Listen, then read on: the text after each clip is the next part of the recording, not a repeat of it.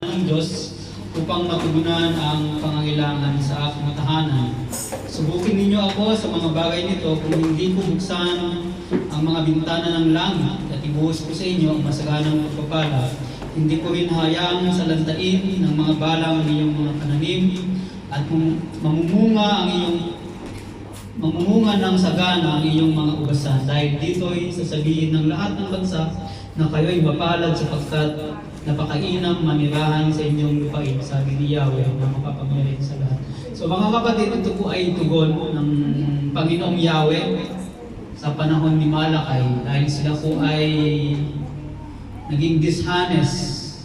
So saan po sila naging dishonest? Sila po ay naging unfaithful mga kapatid sa paghahandog.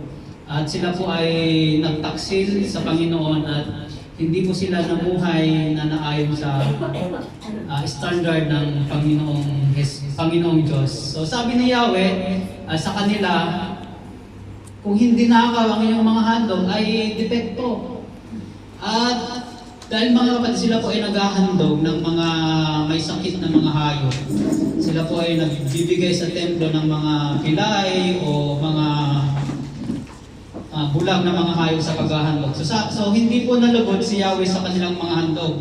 Sabi pa nga ni Yahweh sa kanila, kahit pa buhusan nyo ng luha ang altar at manangis kayo ng tunay, hindi ako malulugod sa inyong mga handog. So dahil po ang Diyos ng mga Israelite, mga kapatid, ay tapat at mabuting Diyos sa kanilang mga buhay. Pagin tayo mga kapatid, di ba? Napakabuti ang Diyos kahit madaming tayong lows sa buhay mga kapatid, ay patuloy tayong pinagpapala ng Diyos. So, yun po, parehas na pinagpapala ng Diyos ang tao, masama at mabuti, patuloy na sinisikatan niya ng araw, di ba? Patuloy tayong nakakalangap ng libreng oxygen.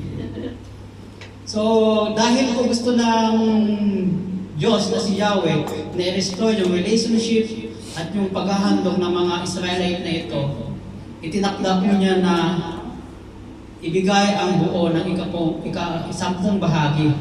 Hindi po partial mga kapatid, hindi po 50% ay yung Sabado na ito, hindi 50% sa sunod na buwan. Ito po ay buo. Kayo po ba mga kapatid ay papayag na sasahod kayo ng 50% at sa susunod na buwan ay 50% ulit? So hindi po, di ba, hindi po kayo papayag. Yung 100 shekel nga lang ang allowance natin eh. Madami ng issues sa trabaho po natin.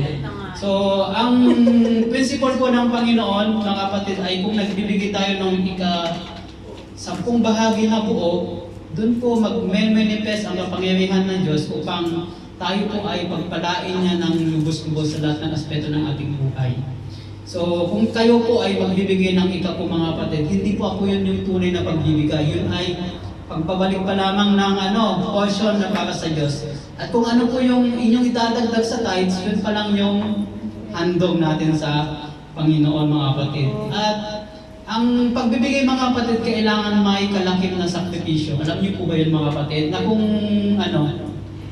for example, kailangan nyo magpadala ng 5,000 shekel. Kailangan bukas hindi na sila kakain kapag hindi po sila, kung hindi po kayo magpadala. Pero dahil mahal mo ang Diyos, kailangan mong takpyasan yung papadala mo. Yun po yung tinatawag na sacrifice. O kung yung isusubo mo na nga lang at ibibigay mo pa sa iba, yun ay sacrificial giving. So yun po yung pagbibigay na dapat. Kasi may nagbibigay naman na na kung magbigay ka, madami pang naiwan, hindi po ba? Hindi apektado yung buhay mo. So mga kapatid, magkakaiba man tayo ng sitwasyon sa buhay. Alam nyo yan mga kapatid.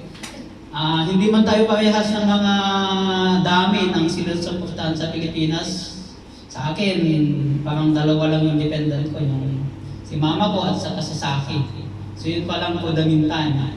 So sino po sa inyo mga kapatid ang sinusuportahan ng buong angkan? Palain mo kayo at turuan niyo po silang mangisda, hindi lang kumain ng isda. Amen? So, magkakaiba man po tayo mga kapatid ng estado ng sitwasyon ng buhay sa ngayon, maging po yung pagkatawag po natin. Ang gusto ng Panginoon ay proportionate po tayo. Sapagkat ang Lord po ay hindi nagkulang sa ating mga buhay. Amen? So, ibigay po natin ang para sa Diyos. At siya po ay malugod talaga na ibinibigay yung ating mga pangailangan. Amen. Hindi po siya nagkulang. Ika nga the more you give na mula sa puso, the more you receive. Amen? Amen. So, tayo po ay manalangin mga kapatid bago tayo magbigay. Salamat po Diyos sa gabing ito, Panginoon, sa opportunity na kami po ay handog po sa inyo, Panginoon. Maraming salamat, Panginoon, sa aming mga buhay, sa aming mga trabaho, sa aming mga talento at abilidad upang kami po ay makapag-produce, Panginoon, ng pananalapi, Panginoon. Tunay mo, O Diyos, na kayo ang pinanggalingan ng lahat na sa amin, Panginoon. At sa aming paghahandog, Panginoon, sa gabing ito, dalangin namin, O Diyos, na kayo ang malugod at may taas. At ang bawat kami, Panginoon, na magbibigay sa gabing ito, Panginoon, ay pagpalain mo na, O Diyos. At Panginoon, patuloy po namin na itinitiwala sa inyo ang lahat ng bagay, Panginoon, sa aming buhay. We praise your name, Panginoon. We bless your name. In the mighty name of Jesus we pray. Amen.